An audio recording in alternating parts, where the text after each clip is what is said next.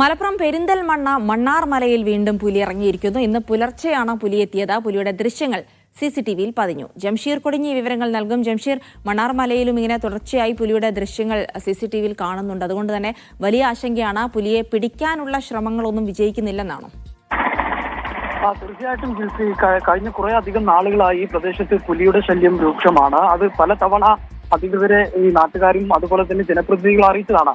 മന്ത്രിക്കും കളക്ടർക്കും DFOക്കും ഉൾപ്പെടെ പരാതി നൽകിയിട്ടുണ്ട്. ഈ പ്രദേശത്തെ ജനപ്രതിനിധികൾ, ഗ്രാമപഞ്ചായത്ത് പ്രസിഡന്റ്, മെമ്പർമാർ ഉൾപ്പെടെയുള്ളവർ പലതവണ ഇത് പറഞ്ഞതാണ്. പക്ഷേ അതിന് ഒരു കൃത്യമായ ഒരു ഇടപെടൽ ഉണ്ടാകുന്നില്ല എന്നുള്ള പ്രധാനപ്പെട്ട ആക്ഷേപം. ഇന്നിപ്പോൾ പുലർച്ചെ 3:36-നും 3:44-നും 3:50-നുമായി 3 തവണയാണ് ക്യാമറയിൽ പുലിയുടെ ദൃശ്യങ്ങൾ പതിഞ്ഞത്. ഈ റോഡിന്റെ ഭാഗത്തേക്ക് ഇറങ്ങിപ്പോകുന്നതാണ്, പിന്നീട് അത് തിരിച്ചു വരികയും വീണ്ടും ഇറങ്ങിപ്പോവുകയൊക്കെ ചെയ്യുന്നതാണ് ഈ ദൃശ്യങ്ങളിലുള്ളത്. ഈ സമീപത്ത് വനംവകുപ്പ് നിരന്തരമായ നാട്ടുകാരുടെ ആവശ്യപ്രകാരം സമീപത്ത് ഒരു കൂട് സ്ഥാപിച്ചിട്ടുണ്ട് പുലിയെ പിടികൂടാനായി. പക്ഷെ ആ കൂടിന്റെ പരിസരത്ത് കൂടിയല്ല ഇത് പോകുന്നത്.